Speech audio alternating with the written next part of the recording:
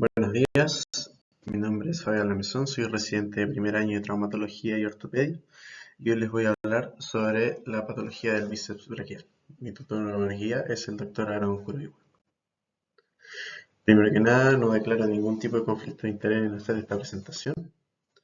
Como hoja de ruta, hoy día vamos a conversar sobre la anatomía y función de proximal, específicamente el tendón de la cabeza larga del bíceps, patología del bíceps proximal, también del tendón de la cabeza larga del bíceps, entre ellas tendinopatías y desgarros, inestabilidad y lesiones de polea del bíceps, lesiones de la unión bíceps-tipo labral o lesiones tipo SLAP. Y también vamos a hablar sobre la anatomía y función del tendón del bíceps distal y patología del bíceps distal, específicamente rotura aguda y crónica. El bíceps braquial es un músculo fusiforme de dos cabezas, una cabeza larga y una cabeza corta. Tiene sus orígenes en el proceso coracoides, la cabeza corta, y en el tubérculo supraglenoideo y labrum, la cabeza larga. Las inserciones distales están en el tubérculo del radio y en la aponeurosis antebraquial medial a través de la aponeurosis bicipital. La función primaria es de la supinación del antebrazo, la función secundaria es la flexión del codo y tiene una tercera función que es bastante controversial, que tendría un rol en la estabilización de la cabeza humeral. Sin embargo, al parecer, según la literatura y estudios cadavéricos, esta función estaría representada muy marginalmente. Respecto a su inervación motora, es a través del nervio músculo cutáneo, la inervación sensitiva del tendón de la cabeza larga del bíceps a través del plexo nervioso simpático, y la irrigación se da en el vientre muscular a través de las ramas musculares de la arteria braquial y el tendón de la cabeza larga del bíceps a través de la arteria circunfleja humeral anterior. A partir de ahora nos referiremos a la anatomía sectorial, iniciando por la descripción de la anatomía del bíceps proximal, siendo más exacto, al tendón de la cabeza larga del bíceps.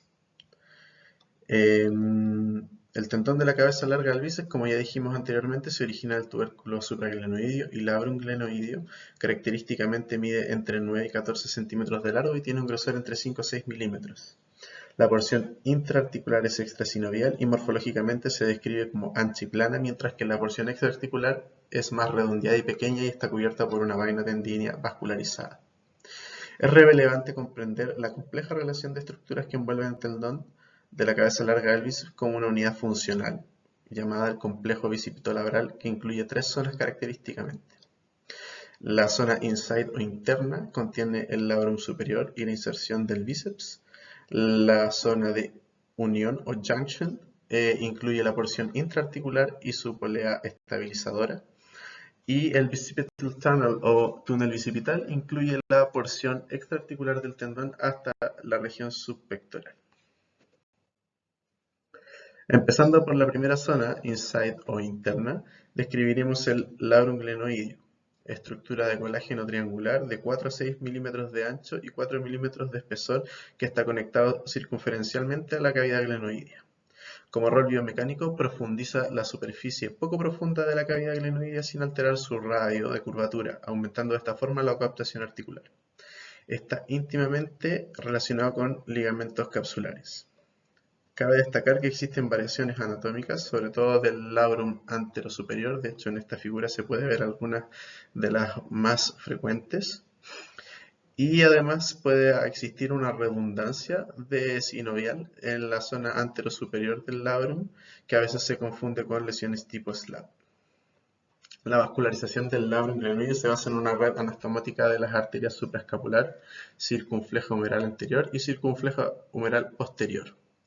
La región menos irrigada del labrum es la anterosuperior, lo que puede determinar un potencial regenerativo menor en esta zona. Siguiendo con la inserción del tendón de la cabeza larga del bíceps, la inserción está íntimamente relacionada tanto al labrum glenoideo superior como además del tubérculo supraglenoideo en la posición de las 12 aproximadamente 5 milímetros medial al borde superior del borde glenoideo. En un estudio cadavérico de 105 especímenes se demostró que 50% de las fibras se adosaban al tubérculo supraglenoideo y el otro 50% al labrum superior. Se describieron en este estudio principalmente 4 tipos de inserciones al labrum que están representadas en esta figura. El tipo 1 se adhiere completamente al labrum posterior, el tipo 2 predominantemente al labrum posterior con cierta adherencia anterior, y estos dos tipos representando la mayoría de los casos. El tipo 3 con una inserción igualitaria entre el labrum anterior y posterior, y el tipo 4 principalmente de contribución anterior. Continuamos con la segunda zona de unión o junction. Describiremos primero la porción intraarticular del tendón de la cabeza larga del bíceps. La longitud promedio en estudios cadavéricos desde la inserción hasta la unión músculo-tendínea es de entre 99 y 178 milímetros.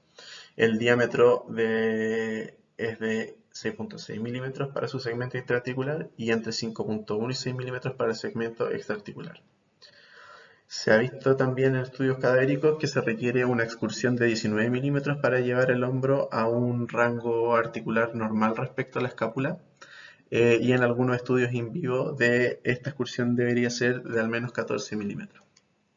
La irrigación del tendón de la cabeza larga del bíceps proviene de afluentes del labrum superior en sentido proximal y de ramas ascendentes de la arteria circunfleja humeral anterior, dando así una zona hipoperfundida entre 12 a 30 milímetros desde el origen del tendón. Este se corresponde con un segmento que se relaciona con el cruce del margen articular, y esto hace que esta zona sea más susceptible de ruptura.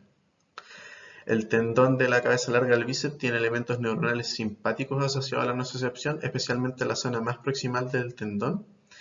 Y es importante recalcar que la exploración intraarticular del tendón de la cabeza larga del bíceps tiene a la artroscopía glenohumeral como un gold estándar para el diagnóstico de sus lesiones. Y se determinó que la posición que genera mayor visualización del tendón es una flexión de 30 grados, una abducción de 40 grados y una flexión de codo de 90 grados. Respecto a la polea del bíceps es un complejo cápsulo ligamentoso que estabiliza y conduce el tendón de la cabeza larga del bíceps dentro de la porción proximal del surco. Y la polea está formada principalmente por la coalescencia de fibras de la región glenohumeral anterior, principalmente el ligamento glenohumeral superior, el ligamento coracohumeral y contribución de dos tendones, en este caso del subescapular y el supraespinoso. Continuando con la tercera y última zona, el túnel bicipital. Cabe destacar que este es un canal fibróseo que recorre la porción extraarticular del tendón de la cabeza larga del bíceps y se divide principalmente en 3 zonas. La zona 1, que representa la ranura ósea que va desde el margen articular, que se relaciona con la polea del bíceps, hasta el margen distal del tendón subescapular. La osteología de esta ranura es relevante y se encontró una gran variabilidad en estudios cadavéricos, teniendo como mediciones promedio una inclinación de 56 grados, una profundidad de 4.3 milímetros, un ancho superior de 8.8 milímetros y un ancho medio de 5.4 milímetros. También en este mismo estudio cadavérico se observó que el ligamento transverso es en realidad una continuación de las fibras superficiales del tendón subescapular y no una estructura aislada. Y cabe destacar también que el piso de la zona 1 está definido por una morfología ósea, fibras del subescapular y periósteo consinovial. La zona 2, también llamada tierra de nadie, es la región entre el margen distal del tendón subescapular y el margen proximal del tendón pectoral mayor. Se llama tierra de nadie porque no es evaluable mediante artroscopía. El piso de esta zona es un surco superficial cubierto por fibras del dorsal ancho, subescapular y periósteo. Y finalmente la zona 3 es la región subpectoral, que se extiende distalmente al margen proximal del tendón del pectoral mayor. Y en esta zona el piso es plano, está cubierto por fibras del tendón del dorsal ancho y periósteo, con un tejido conectivo laxo formado por la envoltura medial del ligamento, o sea, del tendón de la cabeza larga del bíceps. Ahora iniciando con la patología del bíceps proximal, vamos a hablar principalmente de lesiones del tendón del bíceps, tendinopatía y desgarros, la patología de las poleas del bíceps e inestabilidad y las lesiones de la unión bicipitalabral o lesiones tipo SLAP.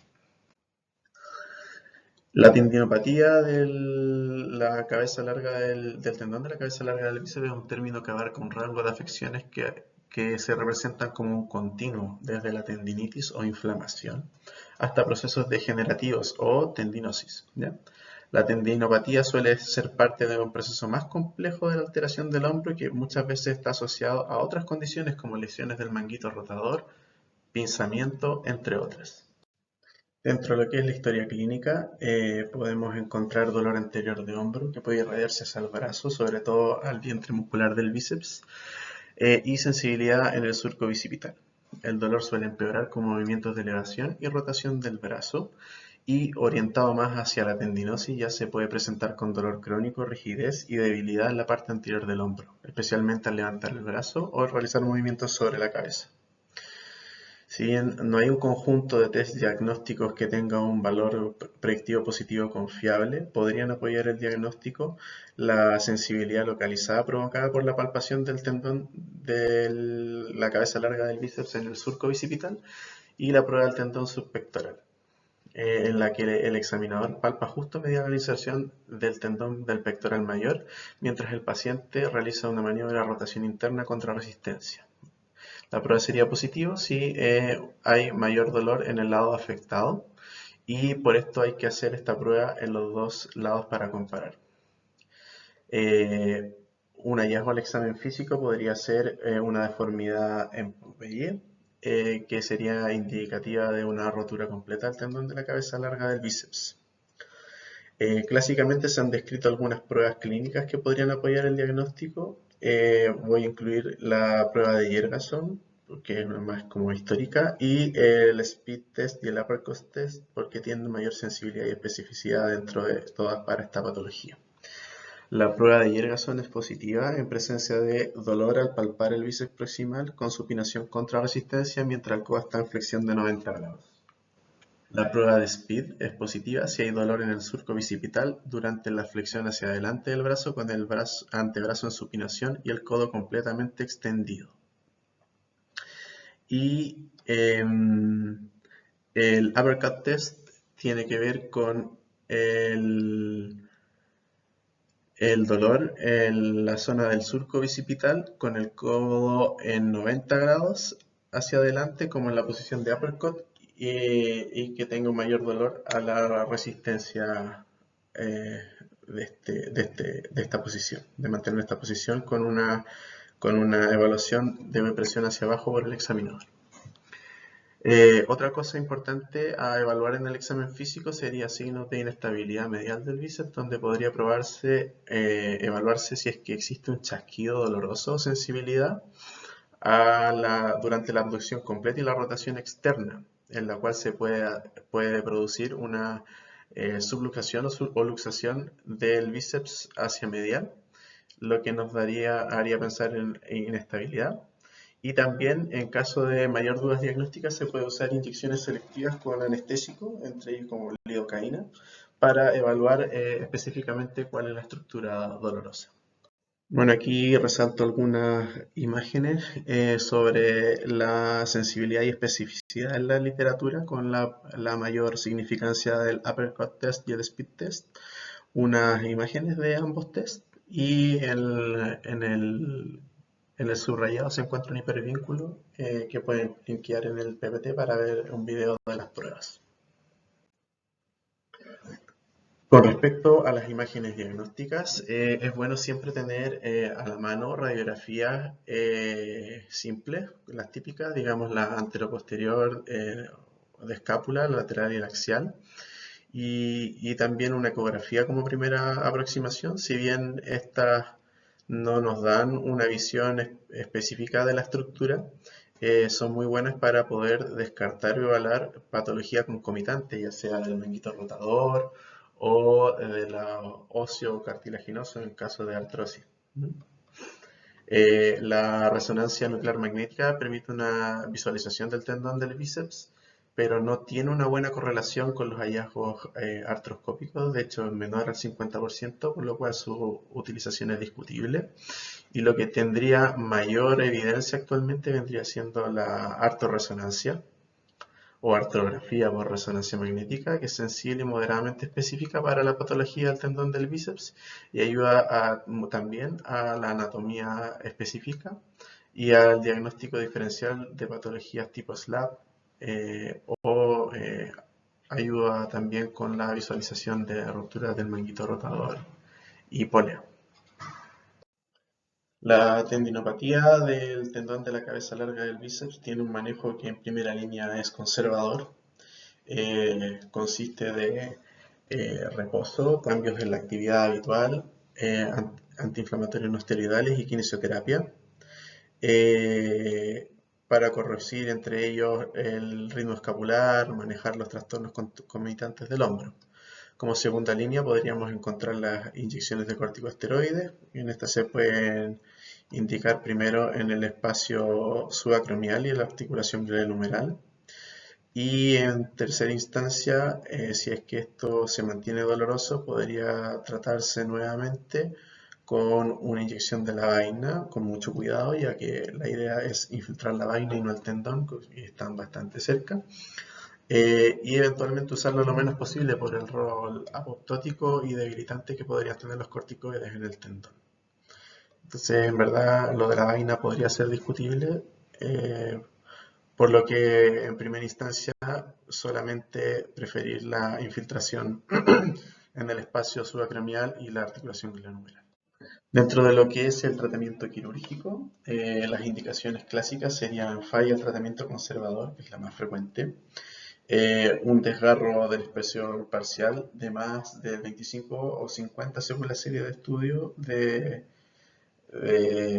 grosor del bíceps, subluxación medial del tendón de la cabeza larga del bíceps, subluxación más desgarro de alguna polea, lesiones tipo SLAP 4, que eso las vamos a ver después, SLAP tipo 2 sintomático en pacientes mayores a 50 años.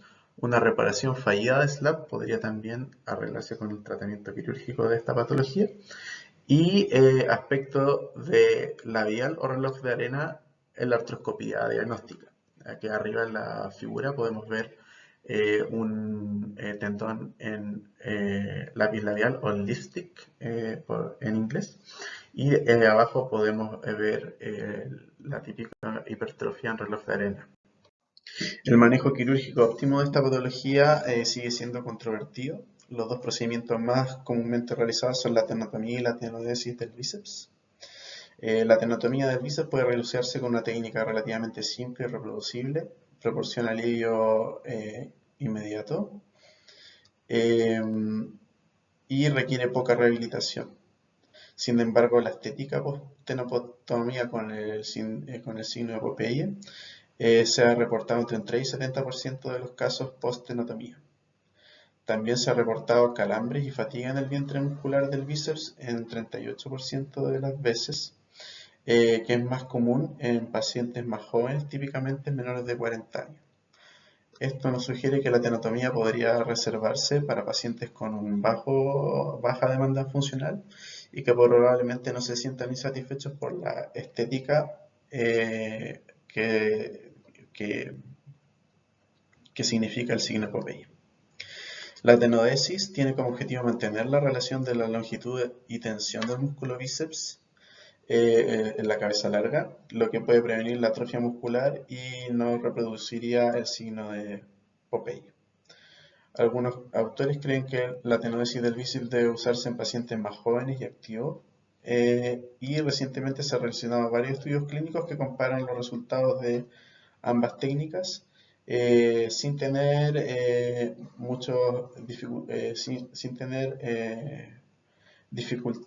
diferencias significativas en cuanto a eventos adversos graves. Aquí al lado podemos ver una tabla comparativa con las principales diferencias de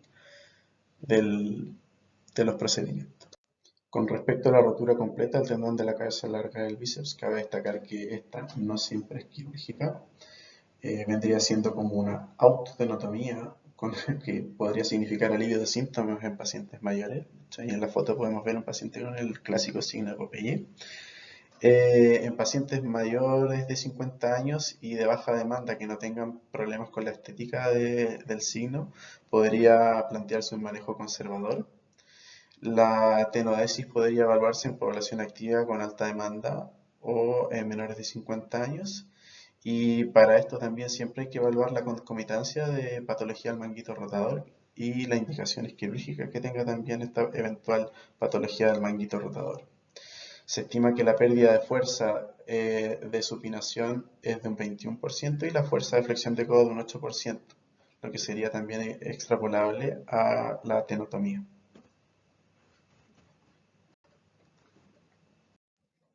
Aquí podemos ver una foto que tomé yo de camino a los geysers del Tatio en San Pedro Atacama.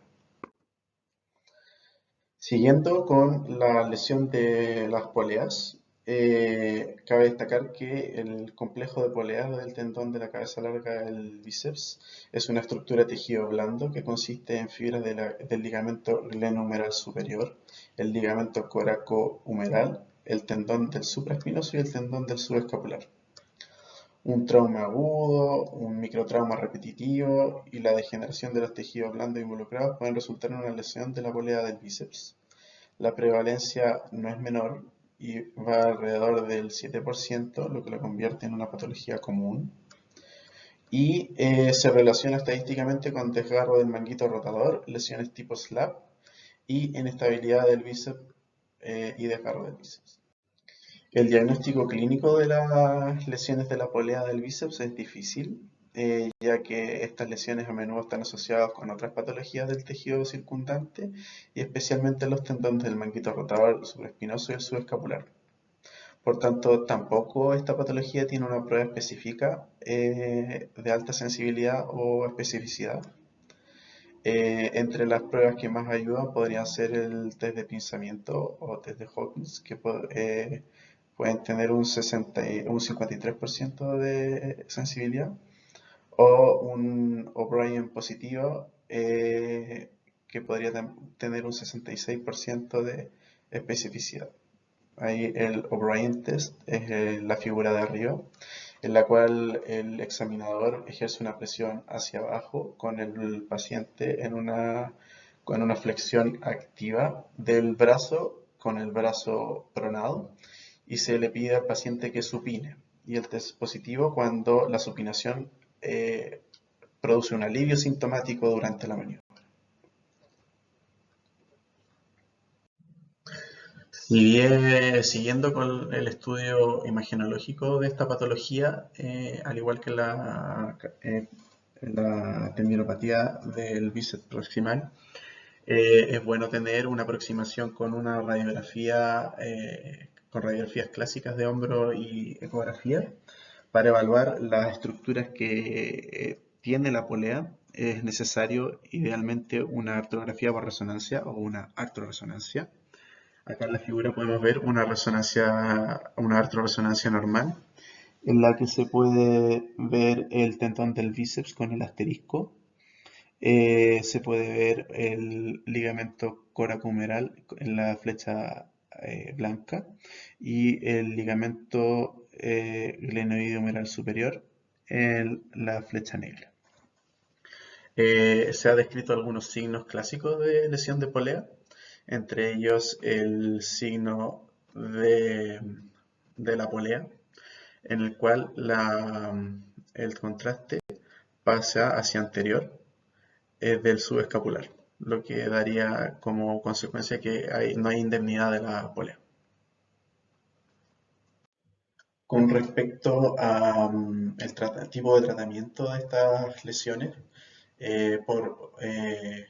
en general no es de primera línea el tratamiento quirúrgico. La primera línea es tratamiento conservador con reposo, AINES y kinesioterapia.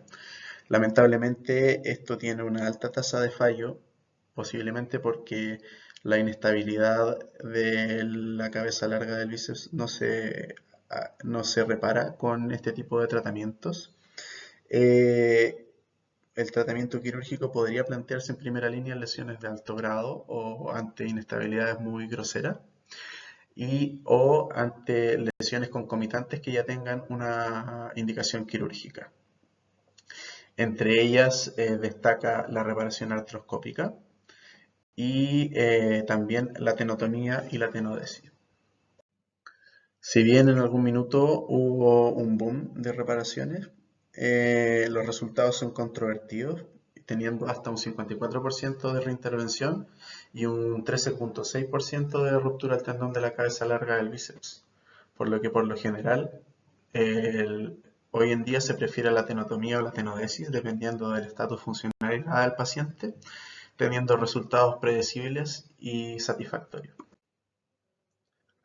Acá podemos ver un pájaro carpintero en el sendero carpintero del Conguillo, para cambiar la tomilla.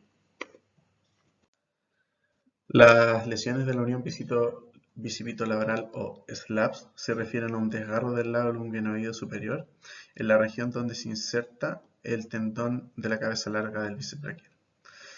El labrum es una estructura fibrocartilaginosa que rodea el borde de la glenoides proporcionando estabilidad y permitiendo un mayor rango de movimiento al hombro.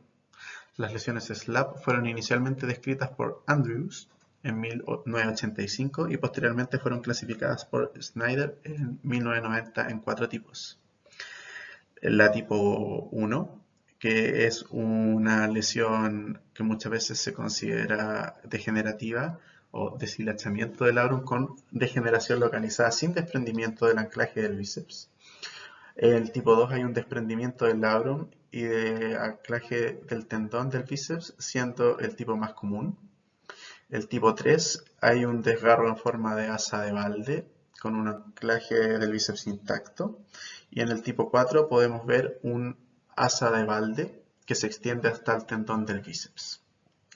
Posteriormente, Maffet hizo una expansión de los 5, 6 y séptimos tipos, en lo cual tenemos el 5 que es un desgarro tipo 2 más lesión de Bankart, el tipo 6 que es un slap tipo 2 más un flap inestable, el tipo 7 que vendría siendo un slap 2 más extensión al ligamento glenohumeral medio, y posteriormente Modaresi completó hasta los 10 tipos, teniendo en el octavo un slap 2 con extensión posterior.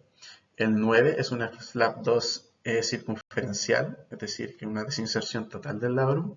Y el slap tipo 10, que es una extensión posterior inferior, que sería como un Bankart reverso.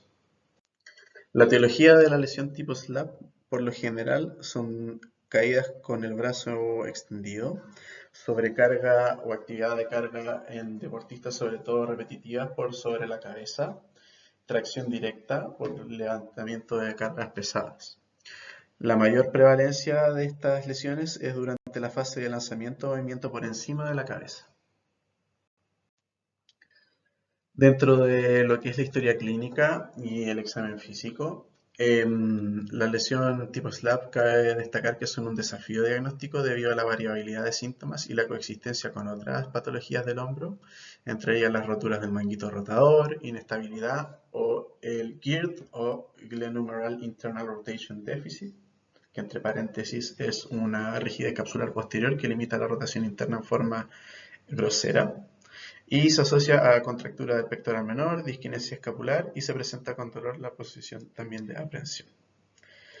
La presentación clínica suele incluir dolor profundo en el hombro, especialmente durante actividades por encima de la cabeza, y puede estar asociado con sensación de chasquido o bloqueo, sobre todo si hay lesiones con fragmento inestable o asa de balde.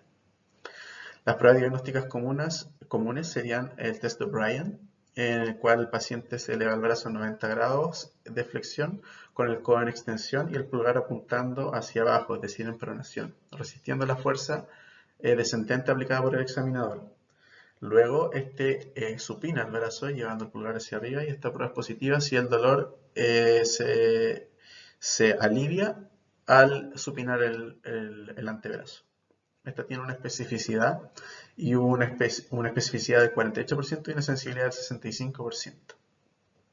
Y el otro test que es bastante bueno para este tipo de lesiones vendría siendo el Dynamic Labrock Shear Test, en el cual el paciente se le toma la muñeca llevando el brazo a una abducción de 90 grados y una flexión de codo de 90 grados y se aplica una elevación de la muñeca llevando a la abducción entre 150 y 90 grados con una pequeña presión de posterior hacia anterior en la zona de la articulación glenohumeral. El dolor a la realización de esta maniobra sería un test positivo, teniendo una especificidad del 78% y una sensibilidad del 51%. Al igual que en los casos anteriores, es siempre bueno partir por una radiografía y ecografía para evaluar lesiones concomitantes.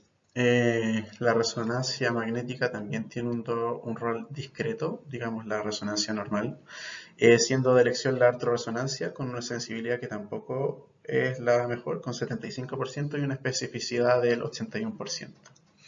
La mayor, en el fondo, dificultad que tiene la artrorresonancia es la confusión de variantes anatómicas antes mencionadas con hallazgos positivos para la lesión tipo SLAP y la gold standard en este caso vendría siendo la artroscopía. Respecto al tratamiento de estas lesiones, la primera línea vendría siendo conservador, con indicación de reposo, kinesioterapia y cambios en la actividad junto con antiinflamatorios. Esto debe probarse por al menos 4 o 6 meses con una alta tasa de éxito, entre 80 y 90% en la población general y un 70% en población deportista. Como segundo método o tratamiento de segunda línea, contamos con las infiltraciones de corticoides, que se dan principalmente en el espacio subacromial y la articulación glenohumeral. Sin embargo, hay algunos factores de riesgo para el fracaso del tratamiento conservador, como son la patología traumática, los síntomas mecánicos, como bloqueo, etc., y deportes con actividad sobre la cabeza o overhead.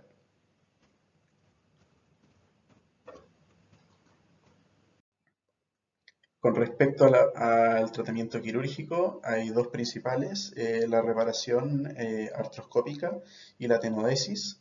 Con respecto a la reparación artroscópica de las lesiones tipo SLAP mediante sutura y anclaje, cabe destacar que es una técnica común y que tuvo un boom en la década anterior. Sin embargo, su eficacia es variable, especialmente en atletas mayores de 40 años que tienen una menor probabilidad de regresar a su nivel previo de actividad. De hecho, la actividad, la tasa de retorno de pacientes de alto rendimiento fue de un 44% en series de estudios y bajo nivel de recuperación a nivel previo de la lesión, digamos, con un 22%. Se estipula que debería guardarse para personas jóvenes de entre 25 y 30 años y con un labrum sano. Respecto a lo que es la tenodesis, en pacientes mayores o con fracasos previos a la tipo SLAP podría ser de elección. La tenodesis se ha vuelto el tratamiento preferido en los últimos años, esto porque tiene resultados predecibles y una mejor tasa de retorno deportivo con una tasa de retorno entre un 80 y un 87%. Cabe destacar que siempre es muy importante realizar la reparación de las lesiones concomitantes. Acá en la figura superior podemos ver una foto de una artroscopía en la cual se está realizando una reparación con sutura. Y acá abajo tenemos una clasificación de tratamiento propuesta para las lesiones del estudio que fue revisado. Aquí también podemos ver la Laguna Verde del Parque Nacional Conguillío. Les recomiendo que si alguna vez pueden ir, vayan, es un parque realmente lindo. Continuando ahora con la anatomía y función del bíceps distal, cabe destacar que desde su emergencia en sus orígenes rota hacia distal en 90 grados externamente. Aquí podemos ver eso en la figura, en la cual la cabeza corta del bíceps se va hacia anterior, insertándose superficial y distalmente respecto a la cabeza larga. Esto nos va a dar como resultado que la cabeza corta del bíceps sea el principal, un flexor potente del antebrazo, y la cabeza larga del bíceps sea el principal supinador del antebrazo. Aquí podemos ver en detalle la inserción distal del tendón del bíceps braquial, insertándose en el ápice y en la zona posterior de la tuberosidad del radio, lo que aumenta el brazo de palanca y permite una mayor fuerza de supinación. Es muy importante tener en cuenta las relaciones espaciales en esta zona de la zona distal del bíceps. Primero que nada, hay una gran proximidad de la articulación radioulnar a la tuberosidad del radio. Tiene estructuras neurovasculares vecinas como son el nervio cutáneo antebraquial radial, la arteria radial, el músculo supinador, el músculo pronador redondo y el nervio radial profundo, que da como rama el nervio interoseo posterior. Es muy relevante tener claras estas relaciones anatómicas al momento de cualquier tipo de abordaje quirúrgico, porque son lesiones que eventualmente podrían dañarse durante el acto quirúrgico. Siguiendo con la patología distal del bíceps braquial, principalmente en su rotura, cabe destacar que es una patología frecuente con una incidencia de 2,5 por 100.000 personas al año. El principal grupo afectado son hombres, representando un 90% de los casos, con un rango de edad entre 25 y 50 años y una media de 47 años. Las mujeres afectadas tienden a ser mayores con una edad promedio de 60 años. Dentro de los factores de riesgo más relevantes se incluye el tabaquismo con un riesgo relativo de 7,5 y se asocia con degeneración tendinosa y un índice de masa corporal elevado. Estas roturas suelen producirse durante actividades que implican esfuerzo de flexión y supinación y eventualmente la pérdida de control durante una contracción extrínseca del antebrazo en supinación. Dentro de lo que es la historia clínica típica y el examen físico, se relata principalmente un chasquido doloroso en el momento de la lesión, con una sensación repentina y desgarradora en la fosa cubital, que generalmente se convierte en un dolor sordo. El signo característico de esta lesión es la debilidad y el dolor a la supinación del antebrazo, y además los pacientes pueden presentar sensibilidad y equimosis en la fosa antecubital. Una rotura completa resulta con la retracción del vientre muscular y una forma anormal del bíceps, que vendría siendo un Popeye reverso. Y es importante evaluar acá el hook test, que resulta positivo cuando no se logra enganchar el tendón del bíceps en semiflexión. Es importante destacar que el hook test tiene una sensibilidad y una especificidad de 100% para roturas completas del bíceps. El diagnóstico diferencial del dolor de codo anterior también incluye bursitis cubital, tendinosis del bíceps y atrapamiento del nervio cutáneo lateral antebraquial, por lo cual igualmente es bueno hacer una buena historia clínica y un examen físico acorde. Siguiendo con la clasificación de esta patología, cabe destacar que se puede clasificar por tres aspectos principales. El primer aspecto es si son roturas parciales o completas, que tienen que ver con el grado de espesor que está comprometido en el tendón. Si son agudas o crónicas, las agudas caracterizándose por ser las que se presentan a la consulta durante las primeras 3 semanas del incidente y las crónicas después de las 4 semanas. Y si es que son insercionales, que son el gran grueso de las roturas, o si son musculotendíneas, que son más raras. Acá en la foto les dejo la evaluación de un paciente con una rotura musculotendínea. Cabe destacar que el diagnóstico de la ruptura completa suele ser principalmente clínico. Igualmente es importante en algunos casos realizar una resonancia nuclear magnética. Esta es útil para confirmar la extensión de la lesión, sobre todo en lesiones parciales, y la retracción del tendón en lesiones crónicas. Es decir, En la figura se puede ver una rotura del tendón del bíceps con una importante retracción entre sus cabos. Hablando ahora sobre el manejo, es planteable un tratamiento no quirúrgico y se reserva principalmente para pacientes con baja demanda funcional o con comorbilidades que contraindican la cirugía. Se estima que la pérdida de fuerza de supinación y flexión puede ser de un 40 y 30% respectivamente, y los pacientes pueden experimentar fatiga más rápidamente. A pesar de esta pérdida, muchos pacientes pueden adaptarse y recuperar sus niveles aceptables de función. En la práctica clínica habitual, la cirugía está indicada casi en la mayoría de los pacientes, sobre todo los pacientes con alta demanda funcional, ya que la reparación mejora la fuerza y supinación en forma considerable. Se corrige además la deformidad en Popeye invertido, y dentro de las contraindicaciones para el tratamiento quirúrgico están un poco las indicaciones de tratamiento conservador, que sería un paciente con baja demanda funcional, limitaciones significativas al movimiento activo-pasivo del antebrazo, infecciones activas o comorbilidades que impidan el tratamiento quirúrgico. El tratamiento quirúrgico del tendón distal del bíceps mediante enfoques de incisión simple y doble generalmente produce buenos resultados y en términos de restaurar la fuerza y función del codo son comparables. Sin embargo, hay diferencias sutiles entre los resultados clínicos, sobre todo en las complicaciones y el grado de recuperación. Acá podemos ver en la figura, en un principio, la técnica quirúrgica que consiste en el abordaje de incisión simple, cual se hace un abordaje anterior. Se identifica el cabo del tendón. El tendón es preparado e insertado nuevamente a través de algún elemento de anclaje a la tuberosidad del radio.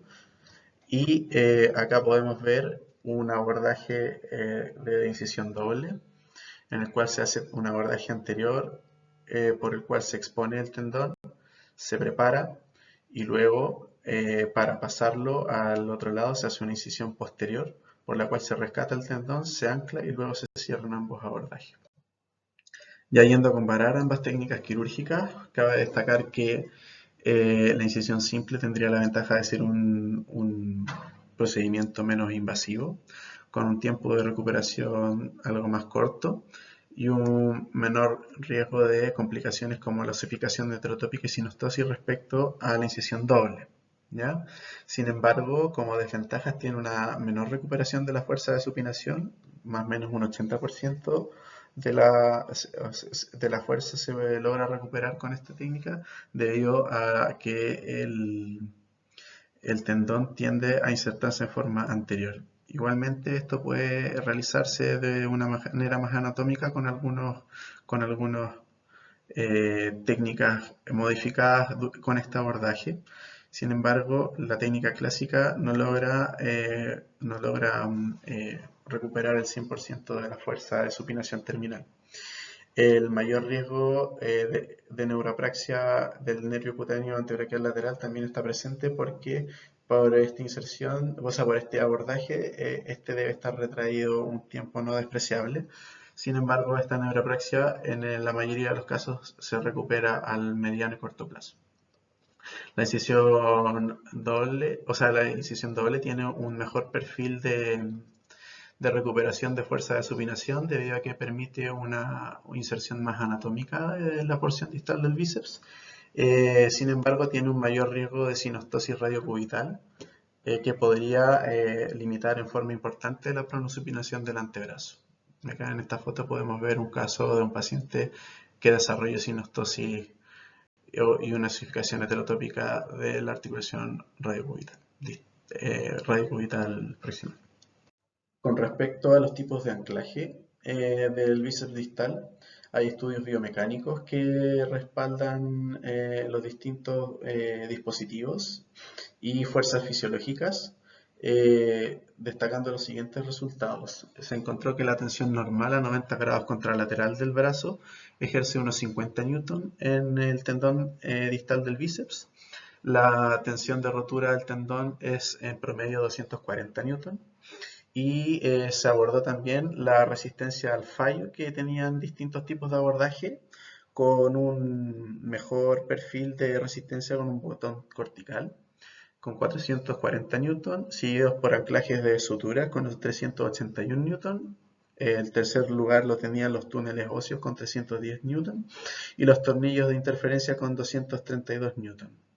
Todos estos sobrepasando por creces la tensión normal en 90 grados, que vendría siendo lo necesario para permitir una adecuada regeneración del tejido después del anclaje.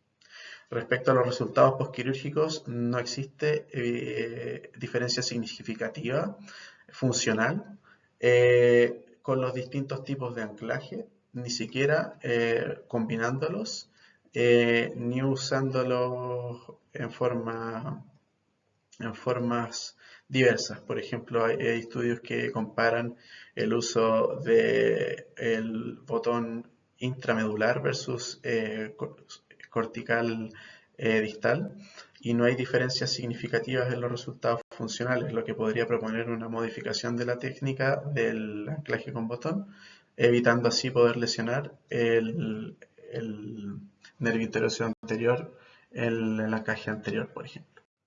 Con respecto a las roturas crónicas del tendón distal del bíceps, es importante destacar que son lesiones que se presentan a la consulta con una antigüedad de más de 4 semanas desde el incidente. Son mucho más desafiantes respecto a su tratamiento por la distorsión de la anatomía normal, con formación de adherencias y retracción del tendón. Y en estos casos puede ser necesario el uso de injertos o reparar el tendón en un grado de flexión mayor a 60 grados. En la imagen podemos ver acá una lesión del bíceps con un importante retraimiento entre sus cabos. Dentro de la técnica quirúrgica que se puede realizar para cuando requieren algún tipo de injerto, se puede realizar una reconstrucción con tendón de Aquiles. El uso del tendón de Aquiles es una opción efectiva para reconstruir lesiones crónicas en donde el tendón nativo no es suficiente para reinsertarse. Este aloinjerto por lo general es anatómicamente similar y permite restaurar la función en forma significativa. Y acá tenemos el caso de un paciente de 53 años con una rotura del tendón distal del bíceps de 3 meses de evolución, en la cual se realizó un aloinjerto con tendón de Aquiles. Aquí se hace el abordaje con exposición del tendón del bíceps. Se ve que casi no queda tendón, por lo cual se usa un aloinjerto y posteriormente se hace la inserción distal. Con respecto a la rehabilitación y el manejo postquirúrgico, cabe destacar que el mayor riesgo de fallo es durante las primeras 2 semanas de la cirugía. Para reparaciones estándar con tensión mínima al momento de la reparación, el brazo se coloca en una órtesis posterior con codo en 80 grados de flexión para aliviar la tensión y manteniendo el brazo en una rotación neutra durante 2 semanas. Para reparaciones que requieren el codo que se flexione más de 60 grados, la órtesis previamente descrita se cambia por una férula de codo articulada a las 2 semanas. La férula de codo articulada se bloquea inicialmente para restringir el movimiento del codo a 40%, menos que la extensión completa, y luego se avanza 10 grados a la semana hasta alcanzar a las 6 semanas una extensión completa. Dentro de las restricciones adicionales es no levantar más de 5 libras, no realizar supinación con fuerza, y el trabajo de fortalecimiento muscular se inicia recién entre la 6ª y la 10ª semana. Como conceptos clave, en la patología del bíceps proximal es una patología variada y compleja. Hay una relación estrecha de estructuras, tanto espacial como funcionalmente. Hay desafíos clínicos, ya que distintas patologías representan una similar presentación clínica, por lo tanto hacer la distinción entre ellas no es fácil. Es importante tener una historia clínica detallada, examen físico acucioso y exámenes complementarios para hacer un correcto diagnóstico y manejo. La terapia física y manejo no quirúrgico representa la primera línea de tratamiento en la mayoría de los casos, y la tenodesis ha ganado fuerza últimamente con respecto a las técnicas específicas regenerativas de cada una de las lesiones. Con respecto a la patología del bíceps distal, si bien es menos frecuente que la patología proximal, es un desafío debido al gran impacto funcional que hay en este tipo de lesiones. Existen diversas técnicas quirúrgicas para reparación de las estructuras, todas ellas con pros y contras y resultados satisfactorios. Es importante recalcar la importancia de los cuidados postquirúrgicos para la rehabilitación y la rehabilitación kinésica para resultados funcionales óptimos. Muchas gracias, este ha sido el seminario. Ahí está la referencia.